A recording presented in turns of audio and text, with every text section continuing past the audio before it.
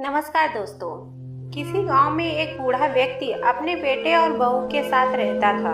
परिवार सुख संपन्न था, किसी तरह की कोई परेशानी नहीं थी। बूढ़ा बाप जो किसी समय में अच्छा खासा नौजवान था, आज बुढ़ापे से हार गया था। चलते समय लड़खड़ाता था, अब तो लाठी की जरूरत पड़ने लगी थी।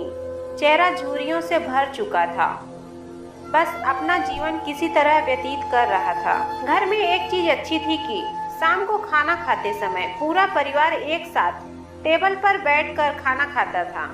एक दिन ऐसे ही शाम को सारे लोग खाना खाने बैठे थे। बेटा ऑफिस से आया था, भूखा ज्यादा था, इसलिए जल्दी से खाना खाने बैठ गया और साथ में बहू और एक नन्हा सा पोता था, वो भी खाने लगा।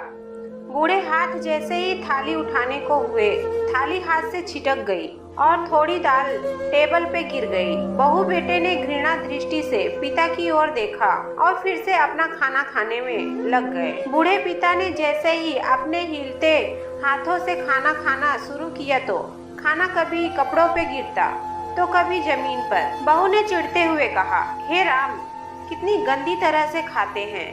मन करता है इनकी थाली किसी अलग कोने में लगवा देते हैं। बेटे ने भी ऐसे ही सिर हिलाया जैसे पत्नी की बात से सहमत हो। नन्हा पोता यह सब मासूमियत से देख रहा था। अगले दिन पिता की थाली उस टेबल से हटाकर एक कोने में लगवा दी गई। पिता की डबडबाती आंखें सब कुछ देखते हुए भी कुछ बोल नहीं पा रही थी। बूढ़ा पिता रोज की तरह खाना खाने लगा।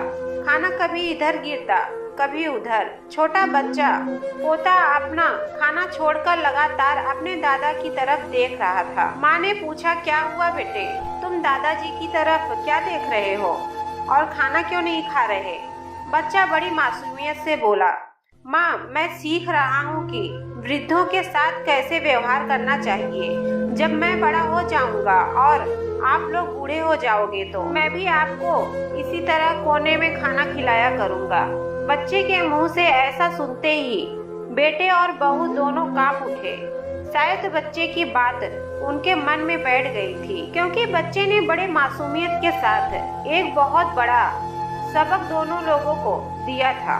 बेटे ने जल्दी से आगे बढ़कर पिता को उठाया और वापस टेबल पे खाने के लिए बिठाया, और बहू भी भागकर पानी का गिलास लेकर आई कि पिताजी को कोई तकलीफ ना हो। तो दोस्तों, माँ बाप इस दुनिया की सबसे बड़ी पूंजी हैं। आप समाज में कितनी भी इज्जत कमा लें या कितना भी धन इकट्ठा कर लें, लेकिन माँ बाप से बड़ा धन इस दुनिया में कोई नहीं है। यही इस कहानी की शिक्षा है और मैं आशा करती हूँ मेरा इस कहानी को आप तक पहुँचाना सार्थक होगा। तो दोस्तों, ये कहानी आपको कैसी लगी कमेंट करके जरूर बताइएगा।